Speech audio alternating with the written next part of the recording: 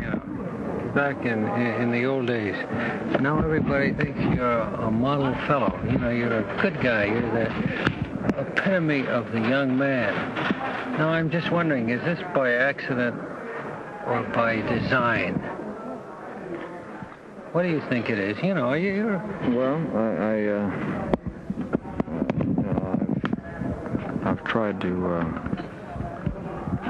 be the same all through this thing. You know, naturally you learn a lot about people, and you're involved in a lot of different situations. And, but I've tried to be the same. I mean, the way I was brought up, you know. And I've always considered other people's feelings. I've never, in other words, I didn't kick anybody, you know, on the way. And I've always treated people just like I would like to be treated myself. And I consider other people's feelings. I don't assume the attitude of get these people out of here. You know, like I have heard of being done, and. Because those people are sincere in their feelings, and if they want to, you know, like autographs and pictures and things like that, I don't just sign the autographs and the pictures and so forth to help my popularity or to make them like me, you know. I do it because I know that they're sincere, and they see you and they want an autograph to take home. And they got an autograph book. They've got their little camera and everything. So you have to know that. And if you don't do it, well, you make them mad at you. They don't understand. You hurt their feelings, and you make a lot of enemies that way. And for no reason, because it's as simple as this: once you get involved in this racket, business,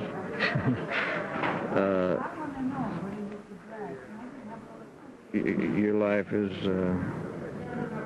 public, really, regardless of what anybody says about my private life is my own. Well, it is to a certain extent. I mean, everybody has to have a certain amount of privacy, but once you get involved in this business and you're doing a public service, you're trying to entertain people, your life is not your own, really, because people are going to want to know what you're doing, where you are, what you wear, what you eat. These things are natural, or, you know, normal.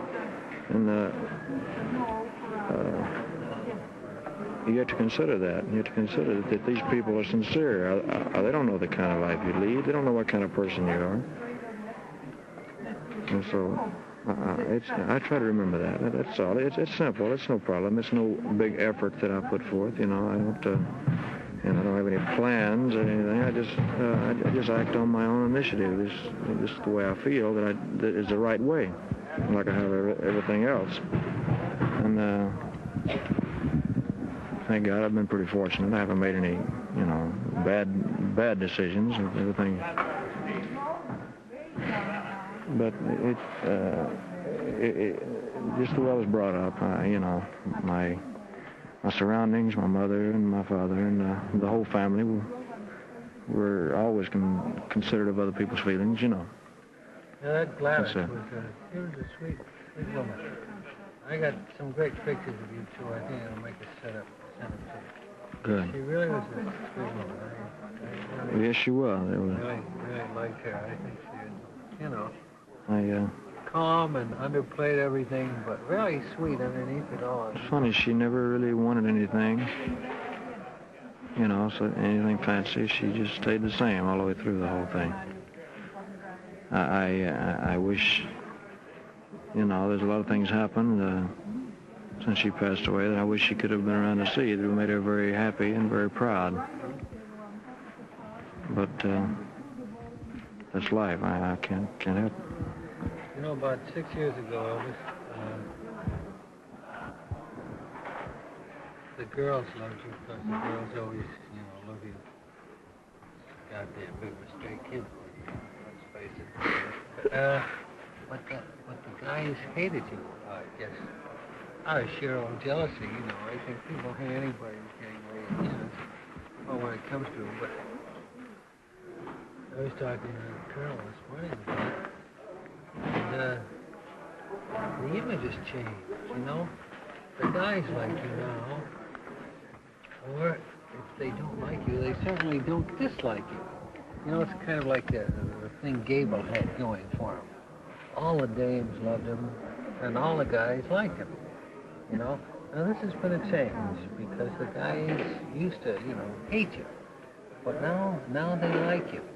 And of course, the dames love you. How do you think that came to be? Do you think it was the Army stint? It contributed a lot to it, probably. It's pretty hard for me to analyze it because I don't know, really. But I would say the Army had a lot to do with it. And also the fact that there's never anything about my, you know, being an egomaniac or thinking that I'm a lover or a ladies' man or something like that. Because it's amusing. It's a compliment to me, but it's amusing, you know. And I've never looked or thought of myself as being a lady killer or anything like that, you know. And I've never shown it that I know of. I've never tried to, you know. So I guess the fellas over a period of time have just, you know, they figure, well, he's taking it all with a grain of salt. Elvis, what do you think of yourself as? I beg your pardon? What do you think of yourself as? You mean as an entertainer or as an individual or what? Both. Well, I can sum it up fairly easily. I have a lot that I'd like to do, a lot that I'd like to accomplish in time, but I feel that it takes time to accomplish certain things. You can't overstep your bound. I'd like to improve in an awful lot of ways, you know, especially in the entertainment business. Well, you know, for one thing, the acting thing, and naturally I try to get better songs and sing a little better, things like that. But what I look at myself as,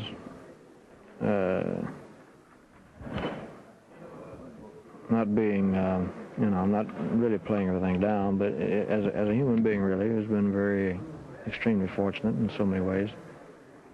Although I have had and still have some very lonely and, you know, there are times when I really don't know.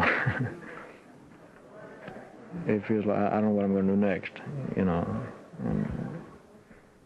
But I've experienced a lot of the different phases in life. I've experienced happiness and loneliness and the wealthy side of life, the average side of life, you know, not having anything, but not knowing what it's like to have anything. So,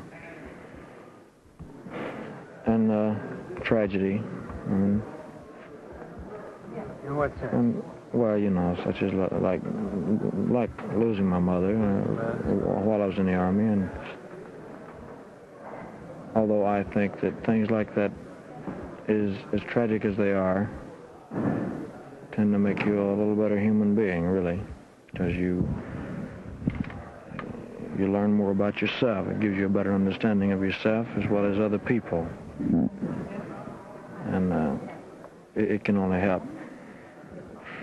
But I think that I like the business I'm in. I like to entertain people. The money or the financial end of it is not the greatest aspect as far as I'm concerned. It can't be, because if it was, it would show, and I wouldn't care about the other people. I wouldn't care about a performance that I gave. I would, you know. Of course, I mean, it's, you know, it's great if you can get in a position to have things, you know. But I like to entertain people. That's why I pick all of my records, and I try to pick the best songs possible. I try to do the best I can in the movies, you know. with the experience that I've gotten and everything. But I look at myself strictly as a human being who's like I said, been very lucky, but whose life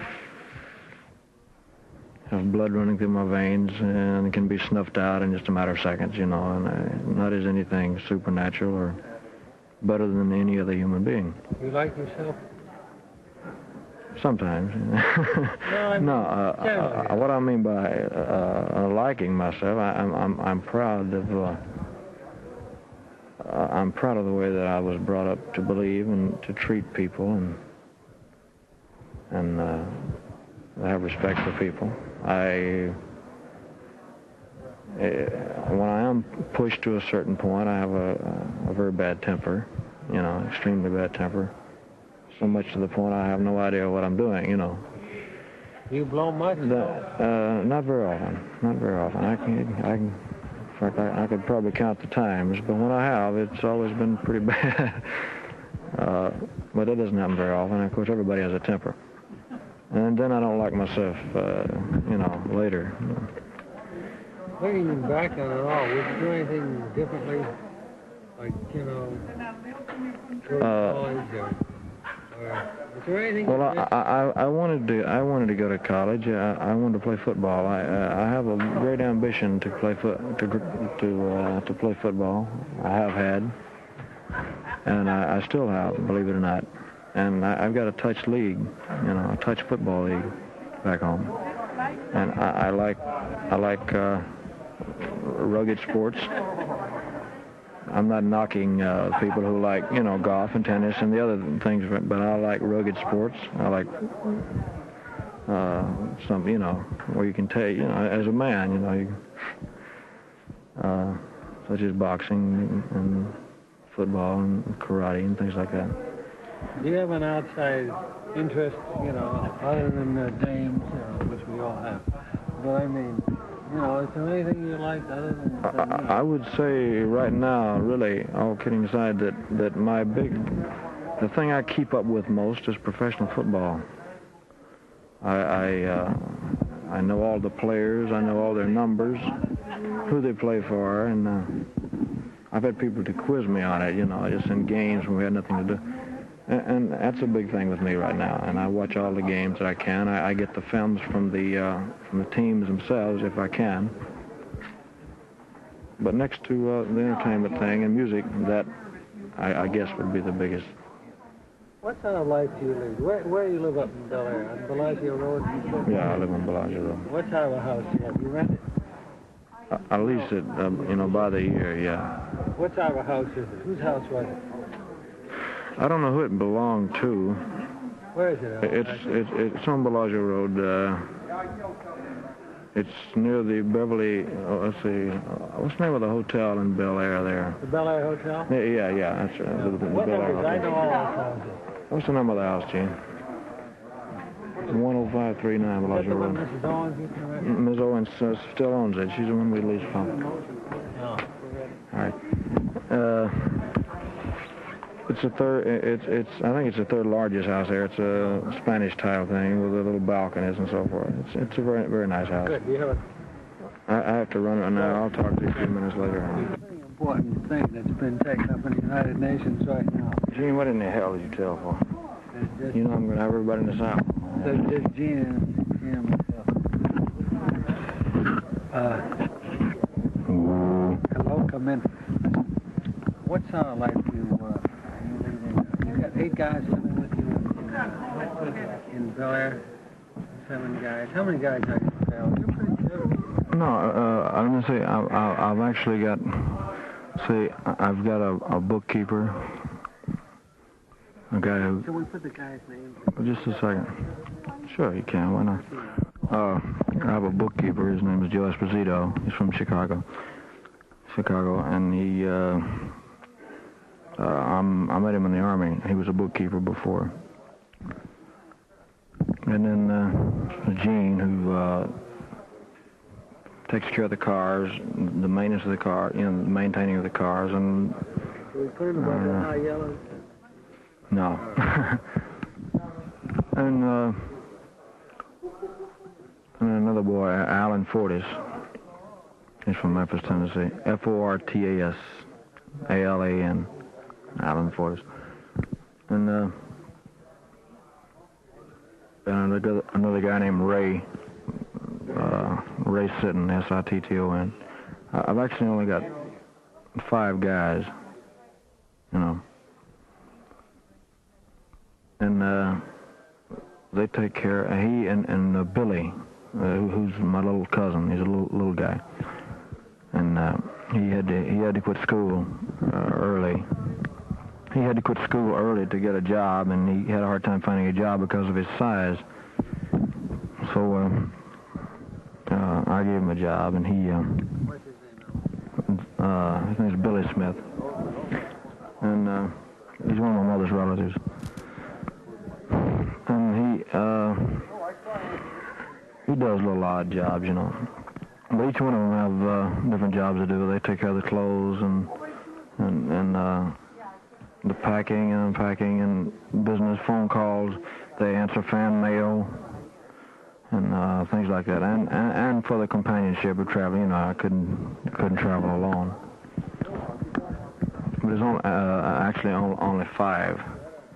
And I have other people come in from time to time and stay a little while, but they're not, you know, employees. They're just buddies or visitors. A Dodge Mobile? Yeah, it's a Dodge mobile homes trailer, like a trailer that we travel in. That and a Chrysler station wagon. That's what we go back and forth across country in. Yeah, I've got a rule. It stays here though. I never take it anywhere. Oh, what? No, I don't have a Volkswagen. I have that's all I've got here. With the exception of that customized job, the white Cadillac limousine, 60 model limousine that I had customized. Back home, I've got 61 Cadillac limousine and a 1956 Lincoln Continental Mark II. And that's all with the exception of the stuff they use there, like the truck that they haul, you know, groceries in. I've 3 gate guards. You know, they pull 8-hour shifts. And 2 maids. And they're called, yes. And my father takes care of all my personal. He's employed. I mean, he's like on a salary, but he takes care of all the personal business, banking, and any business transaction. He handles it all, you know.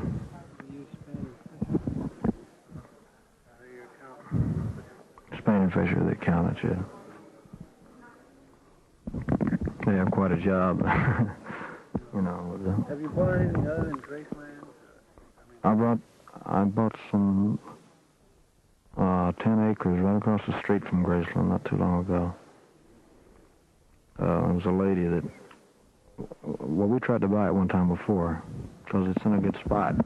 It's right near a shopping center. And we tried to buy it, and the lady didn't want to sell it at the time, and then all of a sudden she needed money, and so we bought that. But that's all right now. You have any time to read? Oh, I read quite a bit. I don't read any, you know,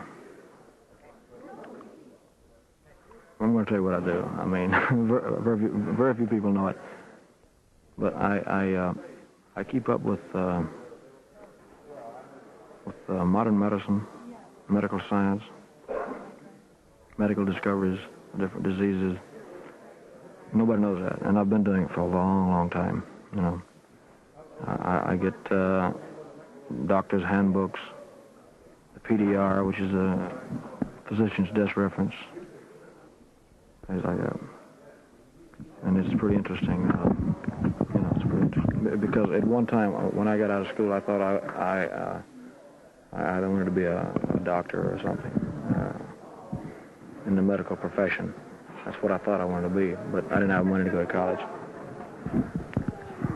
But I got interested in it, and it's pretty interesting. But I don't read any of the books much that other people read. Well, that I read, yes, and I read a lot of philosophy and some poetry. Have you ever heard of a book called Leaves of Gold? It's by different people. It's different men's philosophy on life and death and everything else. Well, that type of stuff interests me, to get these different people's opinions on different things. You probably dated a powerful girl. I would. Have you come to any conclusions about women generally? Not. You'll be 28 in January. Well, I can only answer you by saying I'd like to get married. I'd like to have a family, but it's true. It's definitely true. Well, it's a normal thing to do. I mean, who wants to grow old and be alone? You know what I mean? You're never going to be alone. I might tell you what Elvis told me.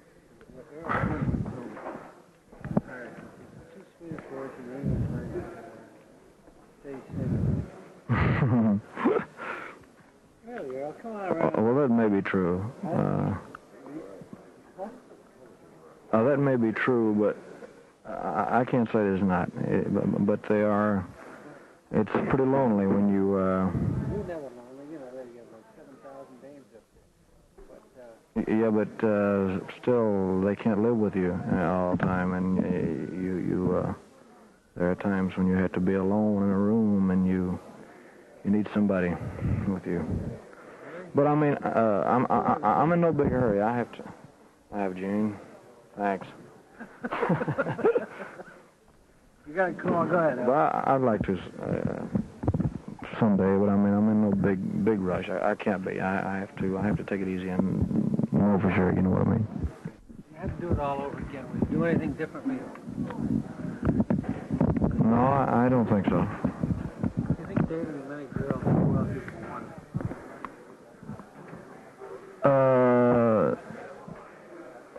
Well, you know, naturally, you like to date. Of course, I used to date a lot more than I do now. I think the older you get, I think yeah, right, and the more you look for other things other than just dating a different girl every night. You look, you know, you like to meet a little more companionship instead of dating a different girl every night. Not necessarily, no. Of course, I don't make it a point to date girls in show business. You know, it's just according to the girl herself. Doesn't show business try to contact most of these girls?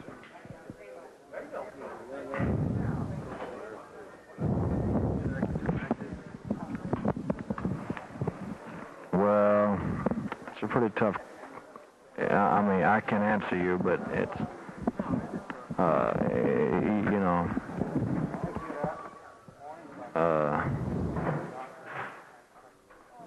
there's some of them that they have motives, you know, and some of them they just want to date for the fun of it, you know, for the fun of dating.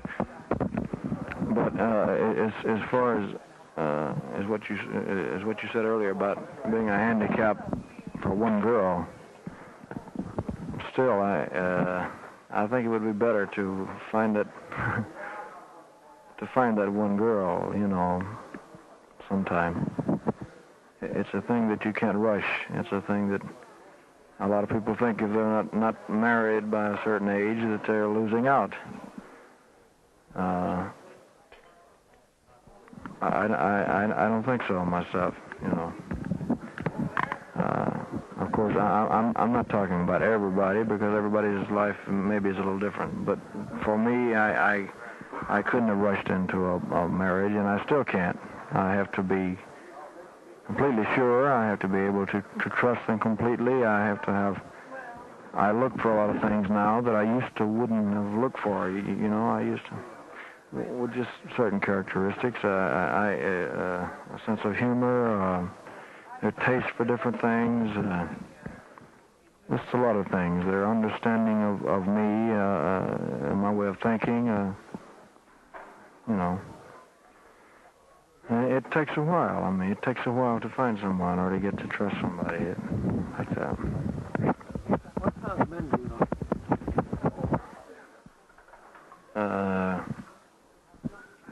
I've never really thought about it. You know, they're... That's why it's a good question. There are men who they don't. In so many words, they're not phony. There are men who knock you behind your back, and then they're your buddy to your face. You know what I mean? And I like a man who's pretty much the same all the time. He's pretty straight, you know. He's himself to a certain extent. The other trouble with many actors in this business, I have found, is that they don't surround themselves with intellectual equals or intellectual superiors, so that there's nobody from whom they can learn, actually. They have guys on the payroll and so forth. I wonder if this isn't true of you. I don't think so, because I've thought of this question before, and I've thought of this situation before, and I have my own way of learning, just as I've always had. I learn in my own way. I don't use these fellows to learn anything from. They're all different. They got their own little kicks going. They got their own lives to lead, but they're not dummies by no means. And I don't have them around because they're idiots. They're pretty smart boys, and they've learned a lot just being around this industry and around traveling. But now you can surround yourself with intellectuals or people of your so-called equal, and you can have dissension.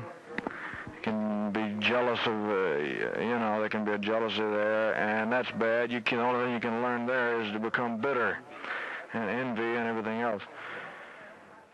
Well, I have my own way of learning, and I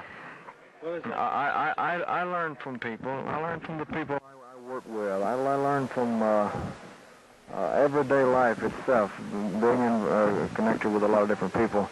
But now my private and personal life, I mean, I'm not trying to impress anybody by having a group of intellectuals around. It's not that I'm knocking but now you can be fooled by having a group of people around you think you're learning something from, and you're not learning a damn thing. You're not benefiting anything from it. That's it. So you're. I don't think I'm making a mistake in that way. I have had this said to me before. Don't make the mistake. I had a girl to say to me one night, "Don't make the mistake, Elvis, of surrounding yourself with people you can't learn something from." And the girl never caught it, but I got up and walked away from her. I smiled and walked away. I never said a word, but in so many words I was saying, I can't learn nothing from you. So, you know, and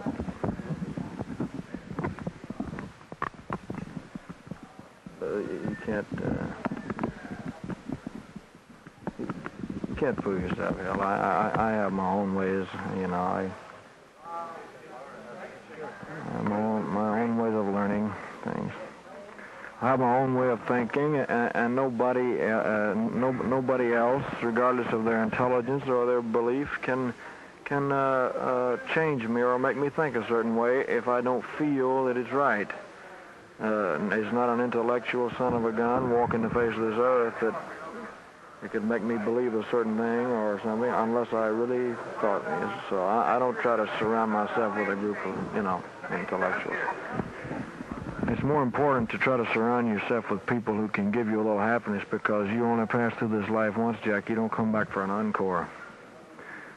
And I learn little by little. I gain experience. I learn, and I've had a pretty good lesson in human nature. What would you say, Elvis, is a kind of basic lesson you've learned from living so far? What you've learned, either the hard way or the easy way. Well, I'll tell you, what I've learned might not apply to other people who are not in the same, who are not in living the way of life that I am, so it can be pretty hard to answer that.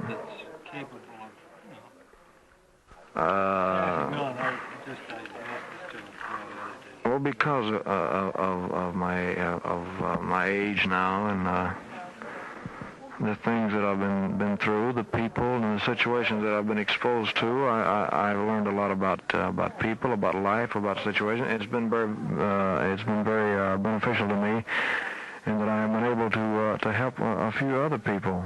And I have seen people in so many different situations.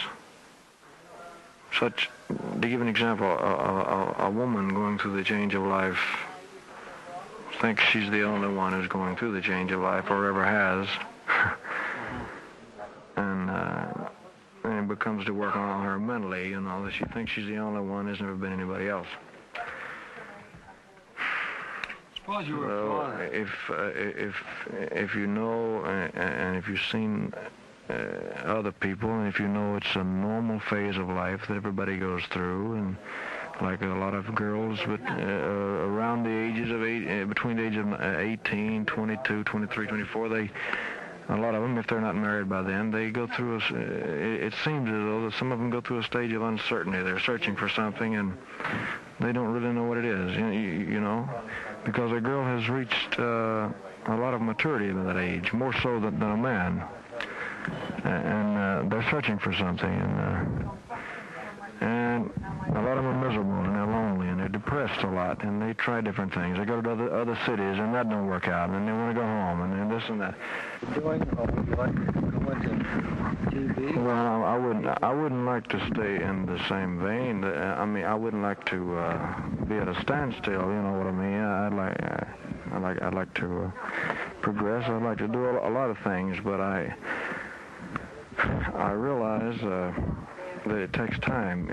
You can't bite off more than you can chew in this racket. You can't go out of your your limitations. You have to know your capabilities, Like, I have people to say to me all the time, why don't you do an artistic picture? Why don't you do this picture and that picture? Why don't you do something? Well, that's fine, but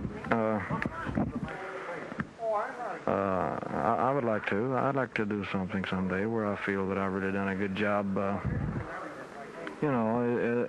an actor in a certain type role.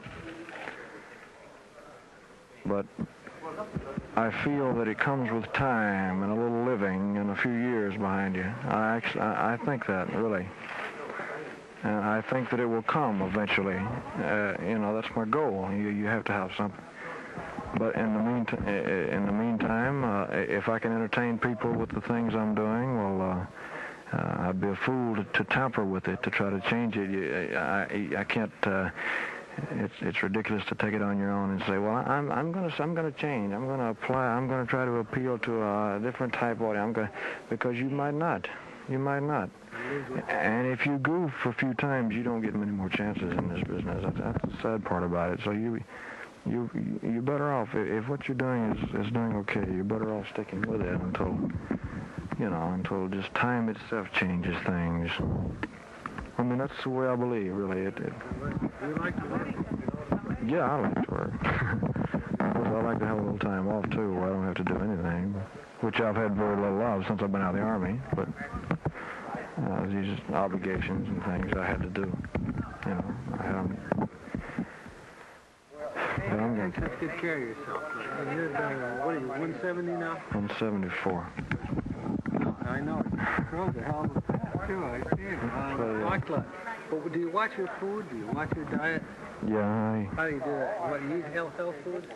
I eat health foods and just try to use a little willpower and don't stuff, you know.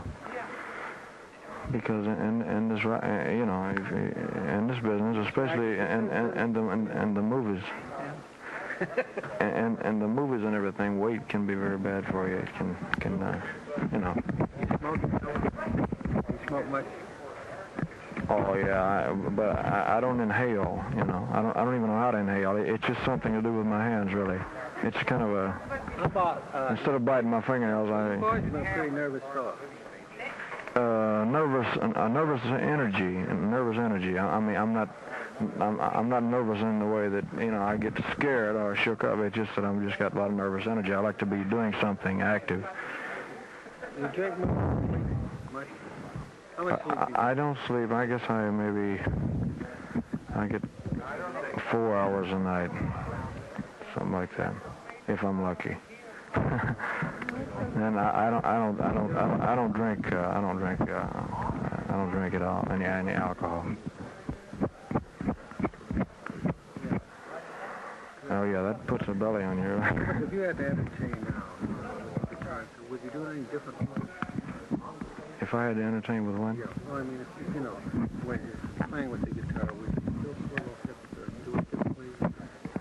I would do exactly what I feel or what I felt. I wouldn't I wouldn't make it a point to do something, do a certain thing. I've got to do just like I've always done, and going by impulse and just what I feel on the spur of the moment. That's the only way I can operate.